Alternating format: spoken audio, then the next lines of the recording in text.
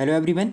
CTET 2026 exam के लिए हम बहुत ही इम्पोर्टेंट टॉपिक को देखने वाले हैं जो सीडीपी का one of the most important topic है, जिसका नाम है जीन पियाजे का संज्ञानात्मक विकास का सिद्धांत। अब जो जीन पियाजे थे, इन्होंने क्या है, जो बच्चे कैसे सीखते हैं, कैसे सोचते हैं, इसके बारे में अपना एक सिद्धांत प्रस्तुत किया। और जो बच्चे सीखने की जो प्रक्रिया है उसको 4 स्टेज में इन्होंने बांट दिया उम्र के अनुसार। ठीक है, तो सबसे पहले तो ये जान लो, जो जीन पियाजे ने बोला था अपने सिद्धांत का मुख्य उद्देश्य इनका यही था कि जो बच्चे हैं स्वयं के अनुभव से सीखते हैं। ठीक है, इन्होंने 4 चरण में बांटे थे। सेंसरी मोटर स्टेज, ठीक है, प्री ऑपरेशनल स्टेज, हम बोल सकते हैं पूर्व संक्रियात्मक अवस्था, ठीक है, कॉन्संट्रेट ऑपरेशनल स्टेज मतलब मूर्त संक्रियात्मक अवस्था, और फॉर्मल ऑपरेशनल स्टेज मतलब हमारे पास में औपचारिक संक्रियात्मक अवस्था। ये 4 अवस्थाएं थी। चलो चारों को एक एक करके हम डिटेल से देखते हैं कि किस में क्या विशेषता रही होगी। देखो, हम बात करें सेंसरी मोटर अवस्था की बात करें तो ये बात की थी इन्होंने कि जो 0 से 2 वर्ष के बच्चे होंगे ये उनमें देखने को मिलेगी। अब इसमें क्या करेगा बच्चा, जो सेंसरी ऑर्गन है हमारे पास में, जो हमारे पास इंद्रियां हैं, जैसे हमारे पास नाक है, ठीक है, जिससे हम स्मेल लेते हैं, हमारे पास में कान है जिससे हम सुन सकते हैं, हमारे पास जीभ है जिससे हम स्वाद ले सकते हैं, हमारे पास स्किन है जिससे हम क्या है छू कर देख सकते हैं, और हमारे पास आँखें हैं जिससे हम देख सकते हैं। तो इन सभी से सीखता है। साथ में कुछ उसके पास मोटर एक्टिविटी, जैसे वो खेलता है, कूदता है, तो उससे भी सीखने का काम वो करता है। ठीक है, तो हम बोल सकते हैं शुरू में जो भी ऑब्जेक्ट परफॉर्मेंस है वो नहीं देखता है। चीज़ ना देखे तब उसे क्या है, गायब समझता है वो। जैसे मान के चलो कि किसी बच्चे के सामने, मान कर चलो ये कोई बच्चा बैठा है, इसके सामने आपने एक पेन रखा है कि नहीं, और पेन को अपने पीछे छुपा लिया, तो बच्चा क्या समझेगा कि पेन क्या है, गायब हो गया। ठीक है, लगभग 8 माह के बाद में ऑब्जेक्ट परफॉर्मेंस विकसित हो जाती है बच्चे में। और क्या है, अगर आपने पीछे छुपा भी लिया है तो बच्चे को लगेगा कि ये पेन है ना अभी भी वहाँ पे उपस्थित है। मतलब 8 माह से पहले ये नहीं थी उसके पास में कि ऑब्जेक्ट है या फिर नहीं है, लेकिन 8 माह के बाद ये आ जाते कि कोई भी ऑब्जेक्ट अगर आपने छुपा लिया है तो उसे पता है कि ऑब्जेक्ट तो अभी यहीं पर उपस्थित है। ठीक है, इनका गोल टारगेट बिहेवियर होता है। गोल टारगेट बिहेवियर का मतलब क्या होता है, अगर इन्होंने किसी चीज़ को लक्ष्य बना लिया कि हमें उस चीज़ को पाना है, जैसे मान के चलो कोई बच्चा यहाँ पे खेल रहा है और उसको यहाँ पे एक पीले कलर का खिलौना दिख गया, ठीक है, मान के चलो कोई क्यूब दिख गया, बच्चे ने इसको लक्ष्य बना लिया, तो अब इसको आप कितना भी रोकोगे, एक बार पकड़ के लाओगे, 2 बार पकड़ के लाओगे, 3 बार पकड़ के लाओगे, लेकिन इसका लक्ष्य है कि इस क्यूब को पाना है, तो वो उसकी ओर हमेशा ही जाएगा। मतलब किसी भी लक्ष्य पर हमेशा के लिए कार्य करेगा। ठीक है, तो लक्ष्य केंद्रित बिहेवियर यहाँ पे इनको देखने को मिलता है।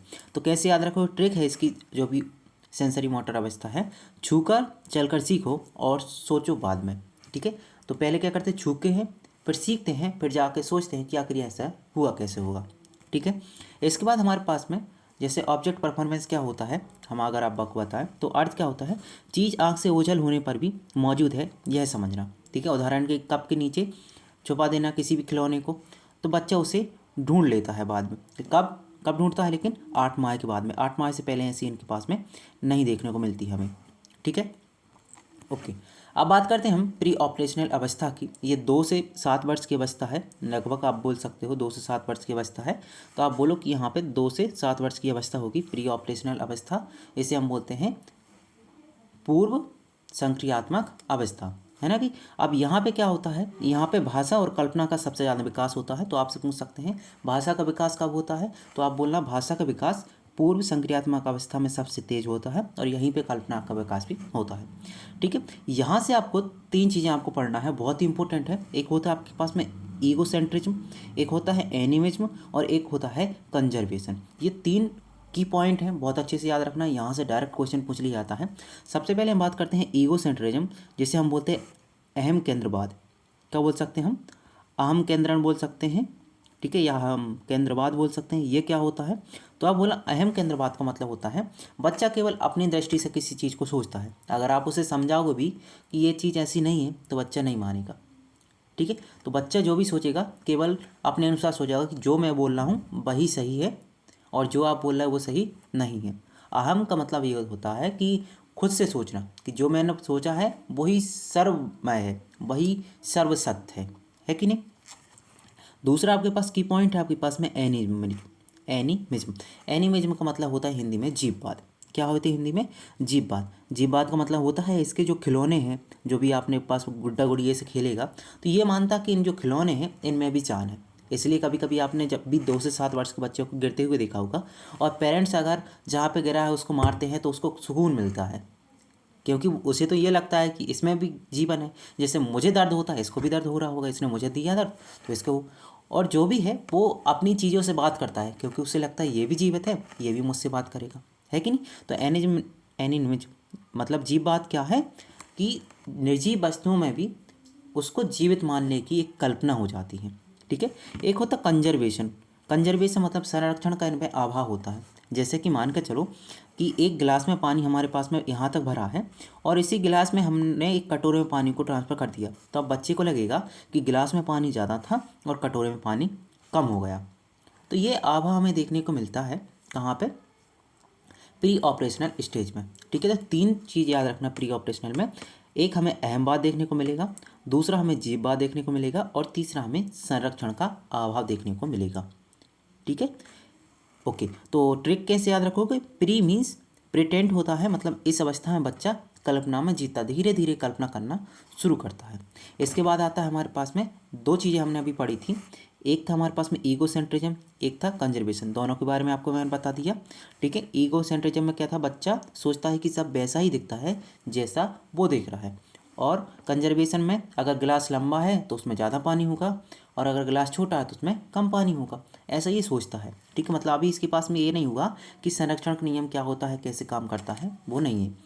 और ये आता है आपके पास में मूढ़ संक्रियात्मक अवस्था में, जिससे हम बोलते हैं कॉन्स्टेंट ऑपरेशनल अवस्था, है ना। ये होती है 7 से 11 वर्ष की अवस्था। यहाँ पे बच्चा है ना थोड़ा तर्क करने लगता है। तर्क लेकिन कब करता है? तर्क तभी कर सकता है जब उसके पास में चीज़ें उपस्थित हों, जैसे हम बोलते हैं मूर्त, मतलब उसके सामने उपस्थित होना चाहिए, है कि नहीं?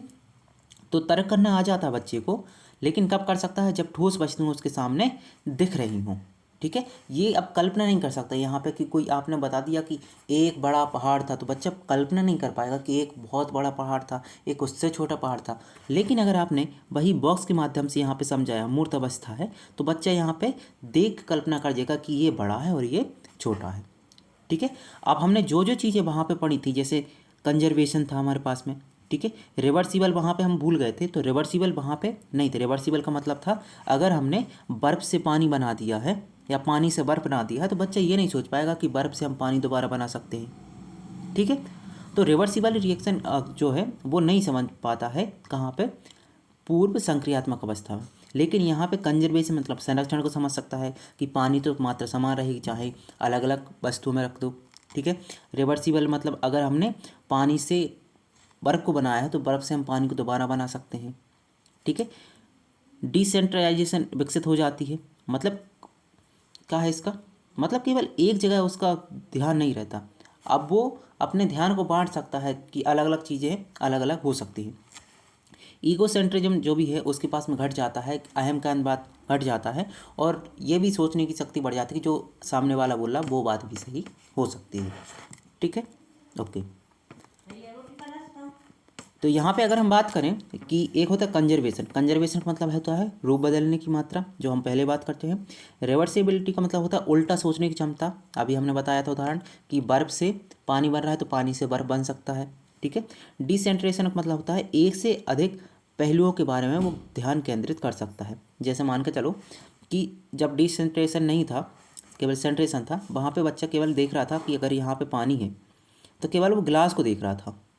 ठीक है। उसकी मात्रा को नहीं देख रहा था। लेकिन अब यहाँ पे मात्रा को भी देख रहा है और गिलास को भी देख रहा है, मतलब एक से अधिक पहलुओं को देखने की क्षमता उसके पास विकसित हो जाती है। कहाँ पे? मूढ़ संक्रियात्मक अवस्था में। ठीक है। लास्ट हमारे पास अवस्था बचती है जिसका नाम है फॉर्मल ऑपरेशन स्टेज। ठीक है। औपचारिक संक्रियात्मक अवस्था, ये 11 वर्ष से ऊपर होती है, लगभग 12 वर्ष से ऊपर हो जाती है। इसमें क्या होता है? बच्चा अमूर्त और काल्पनिक चीज़ों के बारे में सोचने लगता है। जैसे आपने बोला एक बड़ा पहाड़ था, तो बच्चे ने सोच लिया कि बड़ा पहाड़ कैसा होगा। एक बहुत बड़ा भालू था, उसने सोच लिया भालू कैसा होगा। ठीक है। अब यहाँ पे लॉजिकल और साइंटिफिक सोच यहाँ पे बच्चे में विकसित हो जाती है। ठीक है। एडोलसेंट और ईगोसेंट्रिज्म भी यहाँ पे आ जाता है, सब मुझ पर ध्यान दे रहा है। इसका मतलब क्या है कि बच्चे ये सोचने लगता है, अब एडोलसेंस मतलब है सब मुझे ही देख रहे हैं, मुझे अच्छा बन के जाना चाहिए, अच्छे कपड़े पहनना चाहिए, ये बच्चे के पास में सोच विकसित हो जाती है। ठीक है। फॉर्मल का मतलब होता है फ्यूचर थिंकिंग, मतलब भविष्य की ये सोचने लगता है कि नहीं, अब आगे दुनिया क्या होगी, कैसे हमें आगे सोचना है, कैसे हमें करियर में आगे करना है, तो ये सभी सोच आ जाती है फॉर्मल ऑपरेशनल स्टेज में। ठीक है।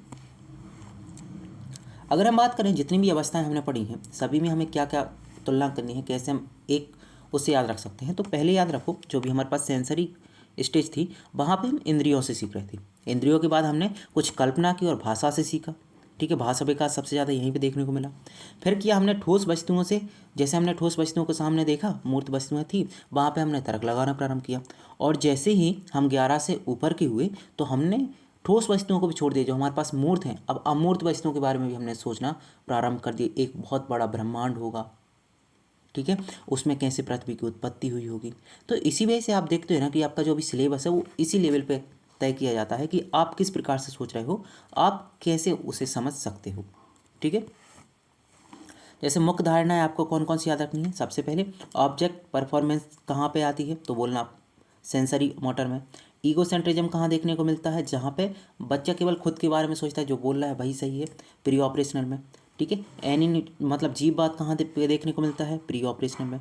ठीक है। कंजर्वेशन और रिवर्सिबिलिटी ये कहाँ पे पूर्णतः सीख जाता है बच्चा, तो कॉन्स्टेंट मतलब मूर्त अवस्था में सीखता है।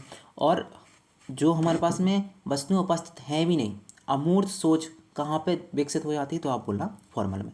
ये की पॉइंट थे जो जहाँ से डायरेक्ट क्वेश्चन पूछता है तो बहुत अच्छे से याद आप कर लेना। ठीक है। ये ट्रिक है, अगर आपको याद करना है कितनी स्टेज है तो हमारे पास में याद रखना, सम पीपल कैन फ्लाई, मतलब एस से सेंसरी मोटर, पी से प्री ऑपरेशनल, सी से कॉन्स्टेंट ऑपरेशनल और एफ से फॉर्मल ऑपरेशनल। ठीक है।